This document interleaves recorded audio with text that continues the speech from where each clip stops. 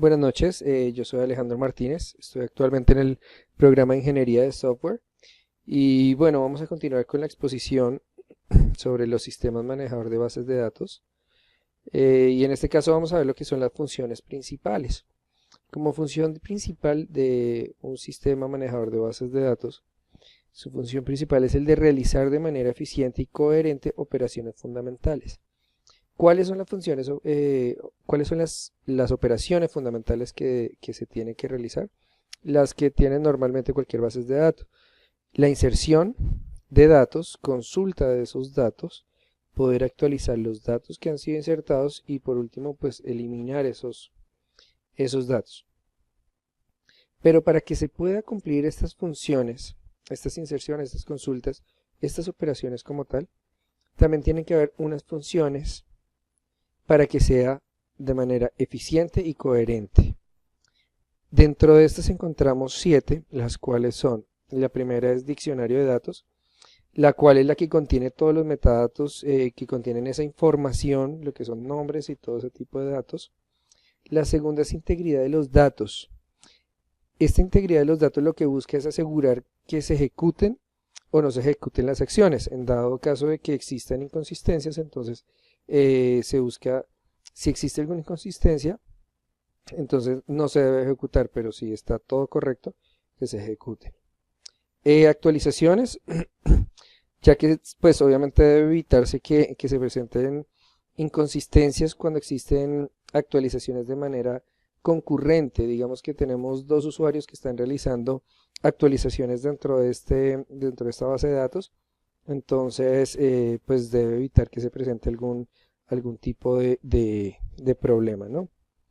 Eh, recuperar datos, como le decíamos también en la integridad de datos, eh, para que se ejecute o no se ejecute, también debe permitir el poder volver al estado consistente en dado caso de que algo falle. Entonces poder volver a un estado en el cual ya se tenga como toda la información recuperada. Tenemos también la integración, que es la capacidad de poderse integrar entre varios software y esa comunicación que puede existir en red por diferentes software. Restricciones, que como tal son las reglas que se tienen sobre lo que se puede o no hacer dentro de esta base de datos, quién lo puede hacer, quién no lo puede hacer, como ciertas reglas que se tienen sobre esos datos. Y por último tenemos la administración, que básicamente son las herramientas que permiten la gestión de esas bases de datos. Entonces les agradezco la atención, espero que tengan buena noche. Buen día, mi nombre es Lizeth Carolina Rodríguez. Continuando con la exposición sobre componentes de los sistemas manejadores de bases de datos, tenemos que los más comunes son los lenguajes de definición de datos, por sus siglas se conocen como DDL. Estos los que nos permiten es definir y describir objetos de la base de datos, estructurarlos, relacionarnos y permitir hacer restricciones.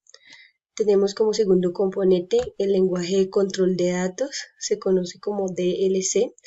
Este lo que nos permite o lo que se encarga es del control y la seguridad de los datos, así como de las restricciones, privilegios y tipos de acceso. También permite especificar estructuras y tipos de datos.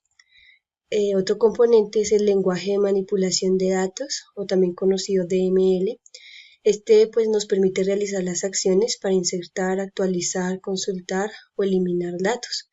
Pues se utiliza mucho SQL, el cual permite pues realizar estas acciones para el manejo de datos. Buen día, mi nombre es Oscar Nupan y pues continuando con la exposición de los componentes de una DBMS, también tenemos los diccionarios de datos, que es el encargado de escribir el contenido de un DBMS, incluyendo sus datos, sus objetos y las propiedades. Tenemos los objetos, que incluyen tablas, bases y derivadas, consultas de dominios, tipos de datos, restricciones de las tablas, procedimientos almacenados y triyects.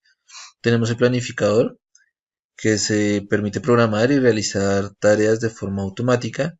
Y tenemos la copia de seguridad, que permite restablecer puntos de restauración en dado de que se presente algún fallo, pues para que no se pierda la información en su totalidad. Aunque no todos los DBMS presentan las mismas funcionalidades, en general los más utilizados cuentan como mínimo con los que se mencionan anteriormente. Gracias. Cordial saludo, profesora Brigitte y compañeros. Mi nombre es Fernando Murcia y este es el video sobre la actividad colaborativa número 1, sobre la introducción a los manejadores de bases de datos. Y pues la parte que yo realicé fue la reseña histórica de los sistemas manejadores de bases de datos. Entonces, dentro de mi mapa conceptual, encontramos que hay 3 puntos importantes dentro de esta historia de los manejadores de bases de datos, los cuales voy a empezar a explicar pues muy rápidamente. Entonces, el primer DBMS jerárquico nació en el año de 1960 a 1970, fue como la época en que estuvo ese DBMS. El primer DBMS fue desarrollado por Industrial Business Machine, por IBM, y su nombre fue IMS.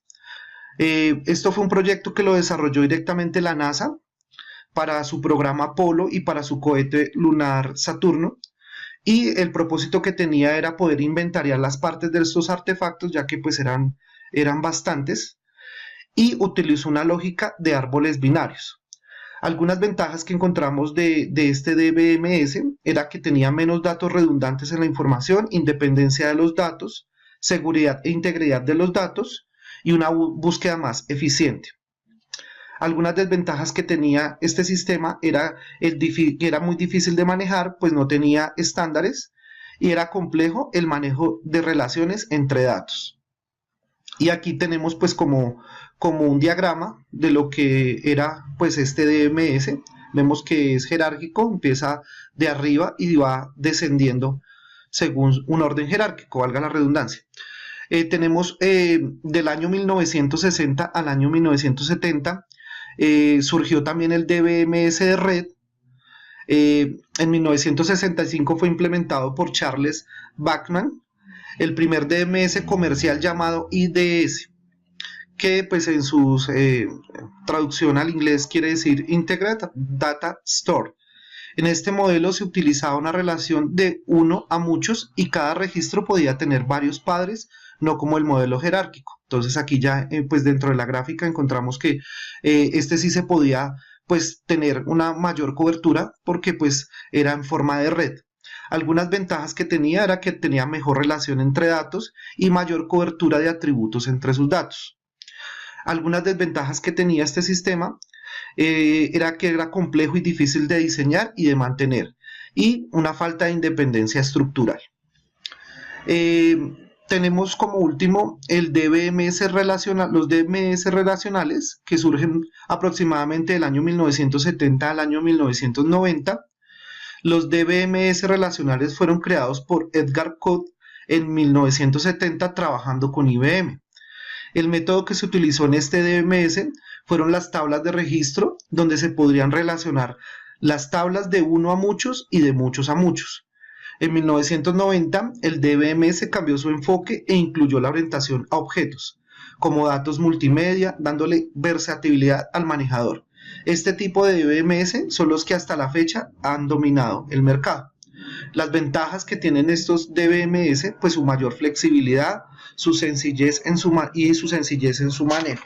Entre pues estos DBMS que estamos manejando a la fecha, pues encontramos SQL Server, el Access, MySQL, PostgreSQL, Oracle, entre los más importantes, y IBM.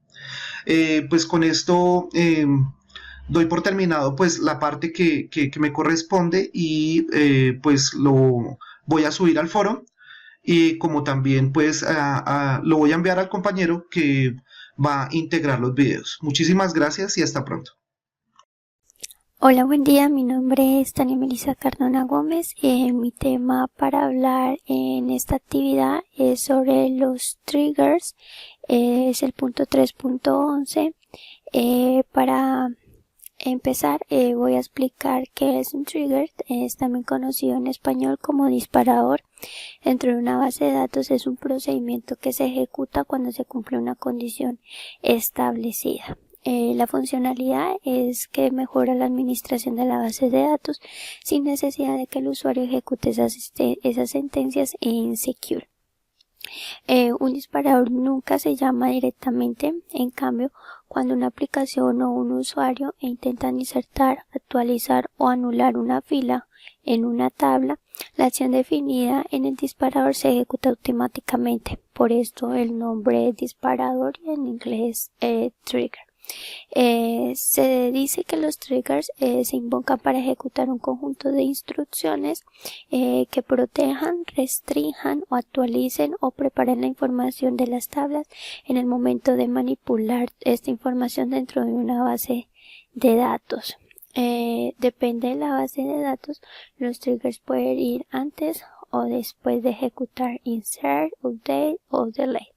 Esas funciones al insertar, actualizar o borrar datos en una base de datos e incluso al crear o editar usuarios. La ventaja primordial que tiene un trigger es que la entrada en vigor automática y una restricción de los datos hace que los usuarios entren datos o valores válidos solamente. Para hacer uno se necesita un programa que se pueda escribir sentencias secure, MySecure. Un ejemplo sería MySecure Workbench. Este debe contener tablas, campos o inserciones, ¿sí? Después de la versión de MySecure 5.0.3 se estableció que se podían generar los triggers. Un ejemplo de ellos es este que vemos acá en la primera línea. Se declara un delimitador. En la segunda usamos la sentencia crear un trigger. A este trigger se le va a llamar trigger raya histórico. Este es con el fin de identificarlo, al buscarlo o borrarlo en una base de datos. En la tercera fila tenemos un after insert on usuario. Aquí de lo que hablábamos, que los triggers se pueden usar antes o después de ejecutar insert. Acá le vamos a poner que va a ser después, ¿sí? Este es lo que se ejecutará, la orden que es insertar sobre la tabla llamada usuario para este ejemplo, ¿sí? Luego en la línea número 4 dice for each row, quiere decir que en esta parte forma la parte de la estructura de un trigger que indica que se va a aplicar a cada fila insertada. Luego están los comandos begin and end y que se indican que las líneas de código secure se ejecutará el trigger, ¿sí? Dentro de estos, dentro de los triggers, ahí se pueden guardar datos nuevos o datos antiguos. Para la variable new, ¿sí? De nuevos, de un trigger almacena una nueva información que se aporta en la consulta de la base de datos. Y a diferencia, en una variable old o una variable antigua, se almacena información antigua relacionada con consultas o ejecuciones que se hicieron en triggers. Esta información se compone de las filas que van a ser borradas o modificadas. Listo, esto es todo por mi tema en el día de hoy. Muchas gracias por su atención. Buenos días, mi nombre es Wilson Pineda. Dando continuidad a los puntos tratados por mis compañeros, en este caso vamos a hablar del DBA, el administrador de base de datos, el cual es la persona responsable de toda la operación y toda la disponibilidad de la información o base de datos. Brinda la confiabilidad y garantiza el buen funcionamiento de la herramienta y también nos brinda el soporte de toda lo que es la base de datos. Entre sus funciones o roles tenemos pues los más importantes, que son el monitoreo de performance de la base de datos, que esto significa que es el monitoreo de la base de datos, el rendimiento y el buen funcionamiento de dicha base, que no se haya caídas, que tenga un buen rendimiento, que se pueda hacer una buena consulta. Entre esos también tenemos las reglas de integridad. ¿Qué es esto? Esto es garantizar que la información esté dentro de la compañía bajo los lineamientos de la compañía en que se esté trabajando. Digamos, si es una compañía como una entidad que limita su información como un banco, deben manejar sus lineamientos y la consulta debe ser únicamente para el personal de la compañía. bajo políticas o parámetros que la compañía decide. Las especificaciones lógicas, que es una de las funciones, que él cuando al recibir después de, pues digamos, el análisis, el diseño y todo el manejo de la información, que ya se la entreguen a él a partir de ese momento ya se hace responsable del funcionamiento y el buen manejo de dicha data o dicha información y registros que se almacenan en la base de datos. Digamos, en el tema de procedimientos almacenados o el manejo que se les dé, tiene que ser en un orden en específico y un buen manejo, que no sea, digamos, aleatorio o cualquiera pueda realizarlo. Entre esos también entramos en las especificaciones físicas. Las especificaciones físicas hacen referencia al manejo de la base de datos. Digamos, la herramienta que vamos a utilizar para el manejo de la base de datos. En esto podemos ver que se pueden crear en servidores web, se puede crear en servidores de planta, servidores fijos, podemos manejar los clústeres, qué tipo de clúster vamos a utilizar para dicha información. En esto hace referencia a las especificaciones físicas. Igual cuando se regenera un backup para dicha información o migración de una herramienta. También tenemos la definición de seguridad. La definición de seguridad son los perfilamientos y los usuarios que se crean para que accedan a dicha información. Los permisos como que puedan solamente consultar o puedan modificar, actualizar o eliminar dicha información. Entonces el DBA es el que permite y define los perfilamientos de dichos usuarios. También tenemos el procedimiento de respaldo. Esto es el mal llamado backup. Digamos, ponemos un ejemplo, cuando tenemos una información y digamos es una entidad que tiene que estar funcionando 7x24 y no podemos tener una caída porque sería algo desastroso para una compañía, nosotros realizamos copias de dicha información de dicha base en ciertos servidores, digamos unos servidores por ciudad, y cada ciudad tendría uno. En dado caso que por ejemplo hubiera un terremoto, un derrumbe en una ciudad, la información es igual en el respaldo de las otras ciudades. Podemos tomar otra ciudad y darle el mismo funcionamiento a la base de datos para tener continuidad y no tener una caída. Esto nos brinda el procedimiento de respaldo. También tenemos el procedimiento de respaldo para cuando se hacen migraciones de información o de base de datos. Dando por entendido el tema, pues con esto termino y le doy paso a que mis compañeros continúen. Cordial saludo. En este momento vamos a hablar un poco sobre la administración de base de datos MySQL. Lo primero que hay que resaltar que es un programa open source, es decir, que es libre, de código abierto, donde cualquier persona puede modificarlo según sus gustos o sus necesidades.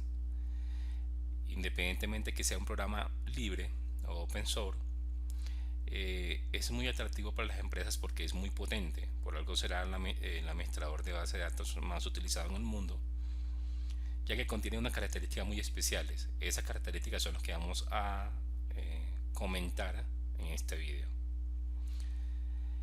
En primera instancia tengo unas características globales, unas características pequeñas y después ya vamos a unas específicas. Bueno, comencemos. Se distribuye ejecutables para hacer ediciones de plataformas diferentes, es decir, tanto para las plataformas de Windows, de Linux, de Unix, se puede distribuir, es multiplataforma, cuenta con un rico tipo de datos, es altamente confiable en cuanto a estabilidad se refiere, es muy estable, entonces por eso es muy atractivo para muchas empresas. Está optimizado para equipos de múltiples procesadores. Como bien sabemos, la tecnología ha avanzado tanto que ahora los equipos tienen muchos procesadores. No era como antes que solamente era uno, ahora son múltiples procesadores. Entonces está optimizado para tal efecto. Se puede trabajar en español latino, se puede utilizar como cliente servidor o incrustado en aplicaciones, y su administración se basa en usuarios con privilegios.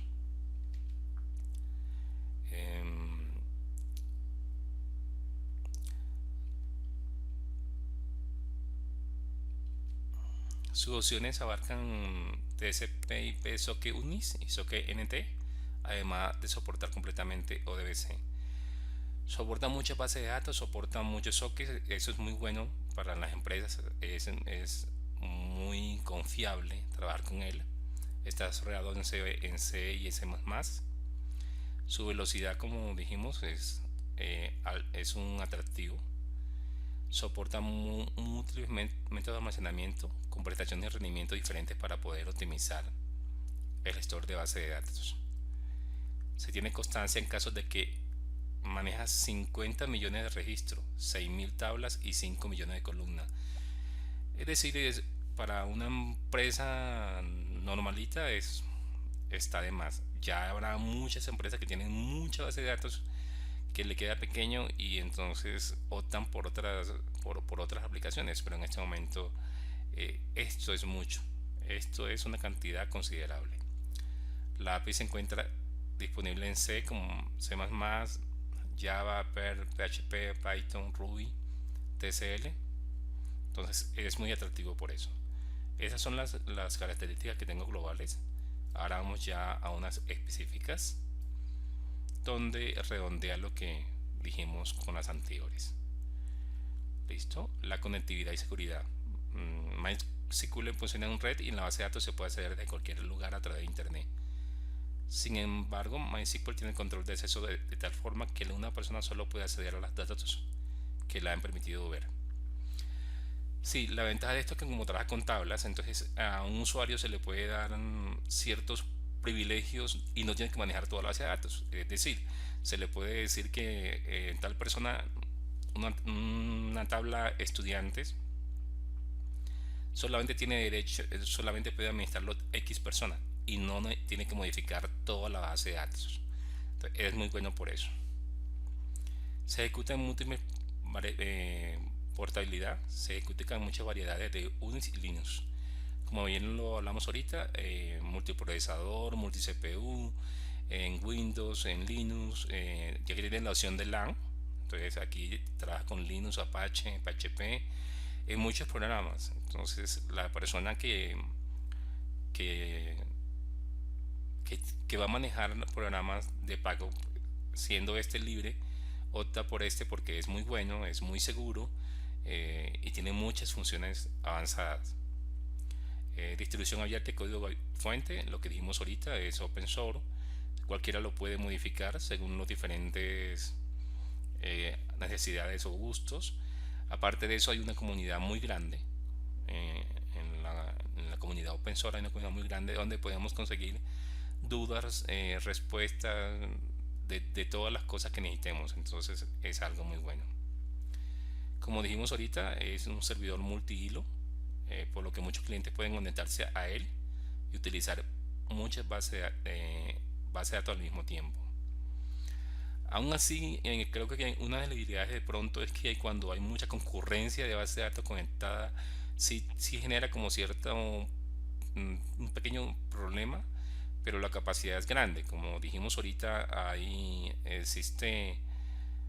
se cuenta de que hay, lo que dijimos ahorita, cantidad de personas que estaban conectadas. Entonces, pero sí pasa eso. Facilidad de uso es de alto rendimiento, pero es mucho más simple configurar. SQL está estructurado sobre este lenguaje, un lenguaje SQL para todos los sistemas de base de datos modernos. La velocidad es uno de los más rápidos del mercado. El uso es fácil, aparte se puede utilizar de manera de consola y también se puede utilizar a manera gráfica. MySQL es un programa muy apetecido en el mercado, por algo será uno de los más adquiridos. Entonces es muy potente por eso. Para esto me basé en estas son las características. Puse también como ejemplo dos videos donde podemos dar clic e ir donde conseguimos unas aplicaciones más avanzadas y unos ejemplos de cómo hacer la instalación de tal equipo. Estos videos son realizados por mí, entonces nos van a servir de ayuda para ampliar el conocimiento sobre el tema. Acá también lo mismo, la creación de unos scripts donde demuestro con MySQL cómo hacer en tabla de datos, cómo dar permisos y privilegios a usuarios, cómo utilizar scripts de Windows. Y en el video anterior hago la instalación de MySQL y las primeras sentencias en consolas. Entonces se hace la instalación desde ceros, como cualquier persona comienza desde ceros. Entonces aquí están los videos más prácticos.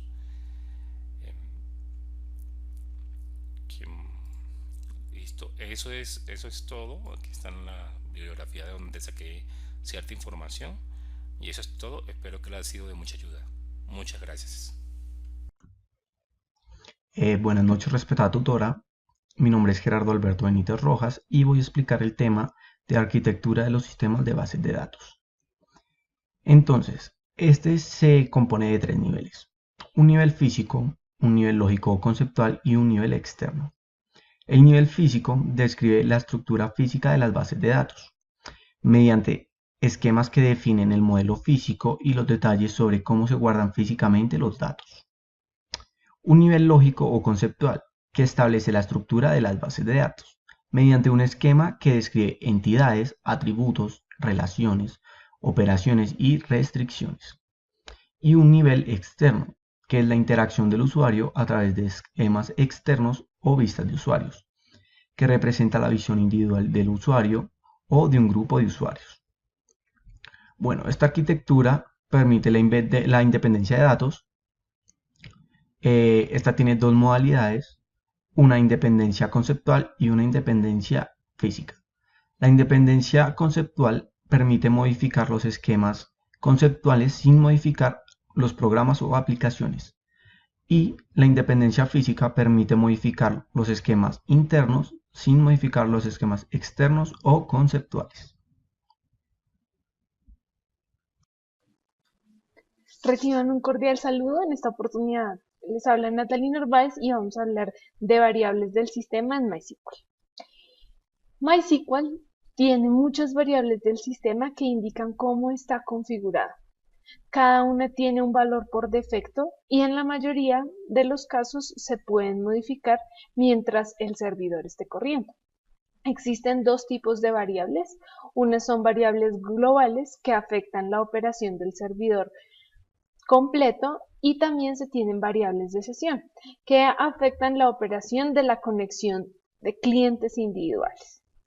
Cuando el servidor inicia, establece todas las variables globales a un valor por defecto, y cuando se inicia la conexión desde un cliente, se establecen o se inician todos los valores que se tienen propiamente para este cliente. Las reglas para consultar una variable son, para las variables globales, que se debe preceder con el nombre global, @global. Y también para las variables de sesión se debe preceder con el nombre session o local. De esta manera, pues vamos a poder consultar las variables. Y si no recordamos exactamente el nombre de una variable, podemos usar una instrucción que se llama showValidateLikes, que nos permite con una palabra clave o cierta parte del nombre de la variable, podemos consultar todas las que dispongan o tengan ese nombre. Dentro de las consultas de variables, se utiliza siempre las sentencias select y show, precedidos y bueno, luego establecemos si es una variable global, el nombre de la variable y listo. Y si deseamos darle valor o modificar el valor que estas variables tienen, usamos la sentencia set. Es importante tener en cuenta que una vez establecemos el valor de la variable set, el valor de nuestra variable, es importante cerrar sesión o cambiarnos de sesión. ¿Por qué? Para que otros clientes que disponen y visualizan esta base de datos puedan notar el cambio y pues beneficiarse del cambio que hemos establecido. Pasa igual con las variables globales, es necesario cerrar sesión y volver a ingresar. Y un punto muy importante para hacer cambios sobre variables globales es que se deben tener permisos de superadministrador. De lo contrario, no va a ser viable y no se va a poder realizar este cambio. Bueno, esta es una pequeña introduccción a qué son las variables del sistema y cómo podemos operar con ellas, visualizar o modificarlas. Que tengan un muy buen día. Hasta luego. Buenas noches, compañeros. Mi nombre es Jonah Mezquita. Me correspondió el tema 6.1, que son cuentas de usuario en MySQL. Entonces vamos a mirar algunos comandos básicos para la administración de cuentas de usuarios en la base de datos. Pues la primera que vamos a utilizar, pues la más importante para empezar, es crear un usuario MySQL. Entonces vamos a utilizar este comando que es grant all privilege.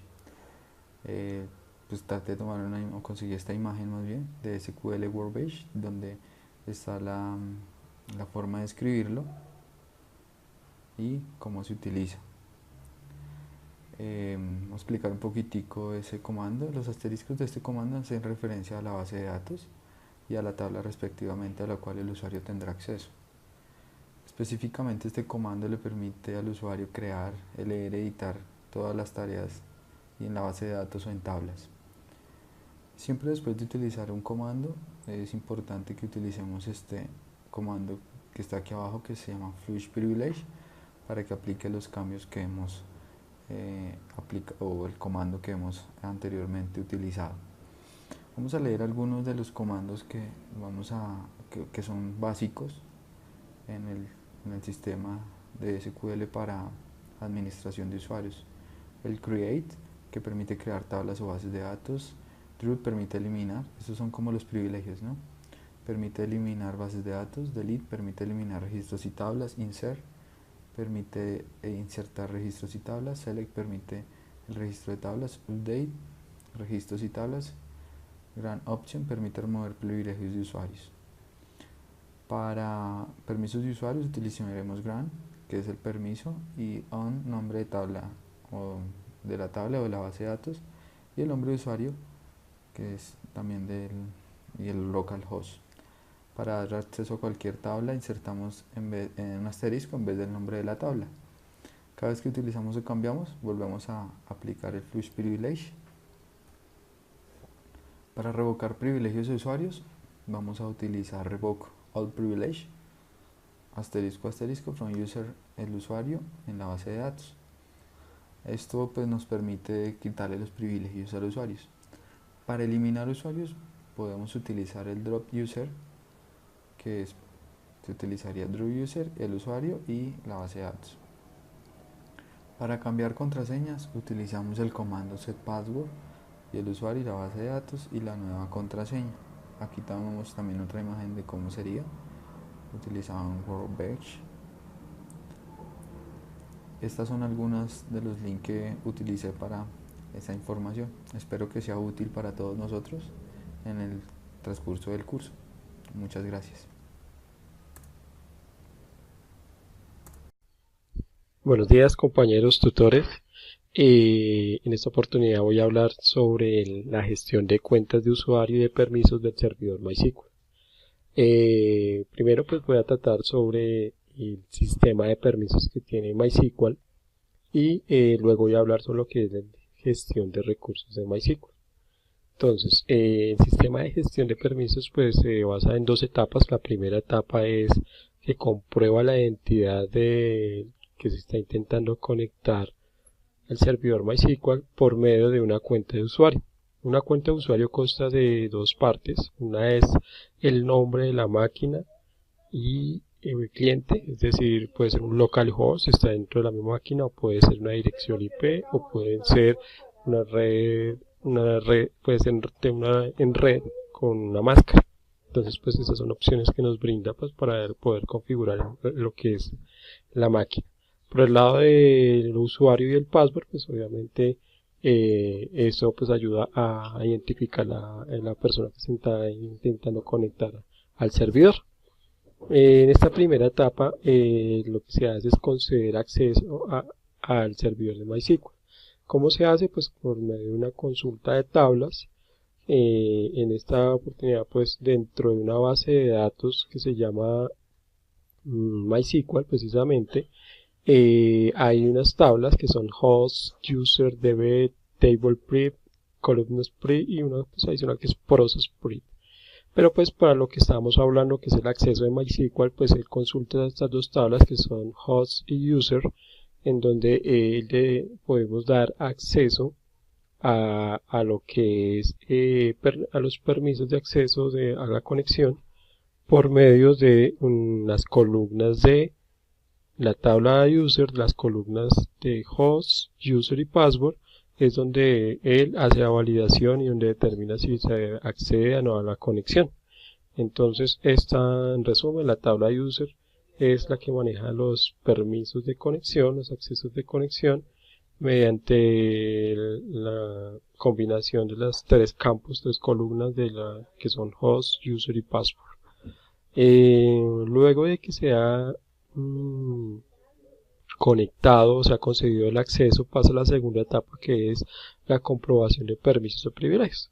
Los permisos de privilegios es lo que permite, por ejemplo, hacer inserciones, borrados, actualizaciones, son no solamente sobre tablas, sino los demás objetos, como pueden ser procedimientos almacenados, triggers, tablas en sí, bases de datos. Entonces, pues eso es lo que nos va aquí, es conceder los permisos de una manera más granular.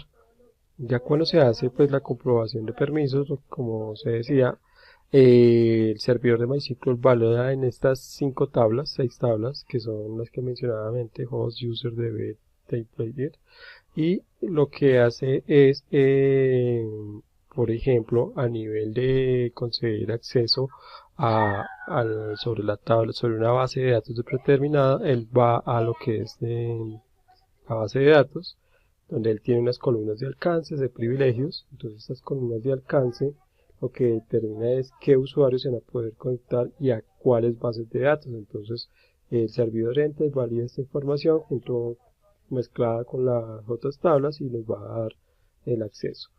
Aquí también en las tablas de alcance, en la columna host, en caso de que esté vacío, significa que ese usuario que se ha logueado tiene la posibilidad de conectarse con varios equipos, o sea, no solamente con con una sola máquina, sino con varias. Entonces él trabaja en conjunción con la tabla de hosts, donde también tiene sus columnas de alcance y hace unas validaciones donde determina que ese usuario se pueda conectar con otros equipos.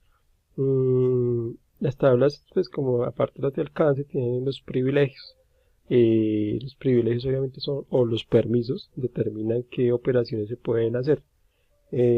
Aquí hay algo que aclarar, y es que las tablas de usuario, la parte de privilegios, es la que debemos utilizar para el usuario root, el usuario principal o el superusuario, porque pues esta es la que concede permisos globales, o sea, es decir, que aplican para todas las bases de datos. Cuando nosotros miramos los privilegios en las tabla, por ejemplo, de bases de datos, aquí podemos mirar los privilegios, pero a nivel de bases de datos específicas. Entonces, es muy recomendado para el administrador de base de datos que haya un solo administrador, que sería el usuario root, el superusuario, que tendría acceso a todas las funcionalidades, y empezar a crear usuarios adicionales que apoyan la labor de administración, como puede ser el administrador de base de datos, pueden ser otro tipo de personas que ayudan al mantenimiento, pues según la institución o según el lugar donde esté corriendo el servidor de MySQL.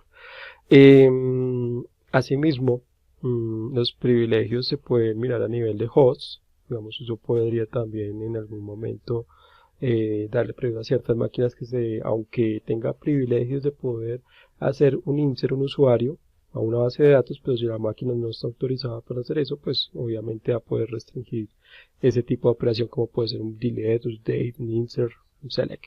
Entre estas aquí listamos pues todos los permisos que ofrece las tablas de permiso. También pues si decir un poco más granular a un usuario, podríamos tener permisos a nivel tabla, es decir, que tienen acceso a una base de datos específica y adicionalmente solo a unas tablas específicas. Entonces, aquí podríamos configurar este tipo de restricciones con la parte de privilegios y en la parte de lo que son columnas. También podemos que el usuario solo pueda ver cierta información, entonces aquí podríamos restringir ese acceso a la información. Como tal, este conjunto de tablas de privilegios o de permisos, pues nos ayuda o ayudaría a un administrador de base de datos es a consolidar las políticas de seguridad de la base de datos y así pues gestionar mejor a los usuarios. El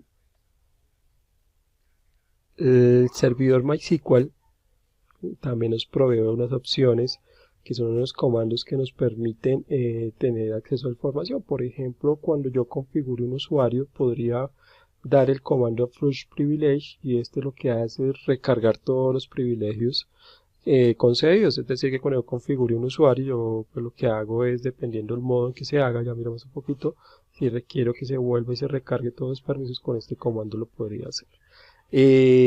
También lo podría hacer por la opción de MySQL admin, también lo podría hacer, o simplemente con un reload.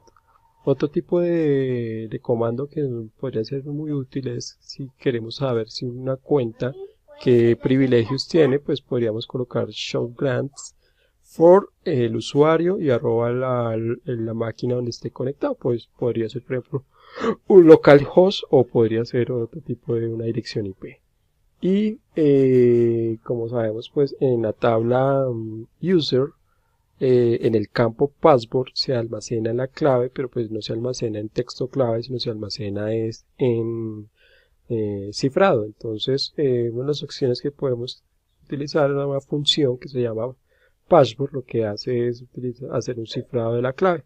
Claro está que pues depende del método que cree o establezca. Pues, por ejemplo, si lo hacemos con grants, no es necesario utilizar esta función, pero si lo hacemos por manipulación de tabla, es decir, mediante manipular las tablas db, user, host, table prep y columnas prep, pues ahí sí tendríamos que utilizar esta función para poder hacer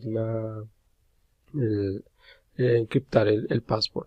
Esto pues por el lado de permisos, hay unas columnas pues que cómo se llenan, digámoslo así, los permisos o cómo se avalan es mediante la opción de cada permiso le colocamos el AM y la Y de yes, o sea sí o no, y tiene acceso de todos estos privilegios. Es decir que si yo soy el superusuario, debería tener en cada columna, por ejemplo select priv, insert priv, debería tener la Y, o sea es de yes. Pero para los demás usuarios pues prácticamente que la gran mayoría serían que no, porque pues ya le haría, recuerde que pues la tabla de user es la que maneja todo lo que son usuarios globales o permisos globales en sí.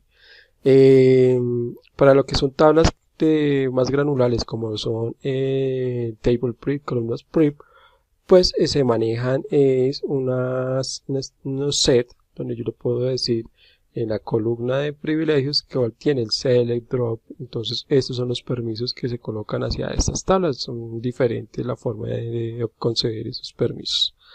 En cuanto a ya hablando lo que es ya terminando el tema de sistema de permisos, ya hablando lo que es la gestión de recursos, concretamente significa que cómo crear unas cuentas y cómo limitar accesos. Es decir que yo puedo crear una cuenta y sus permisos de dos formas. Una es con el comando grant que hablé hace un momento y otra es manipulando las tablas de inserción las tablas de permiso.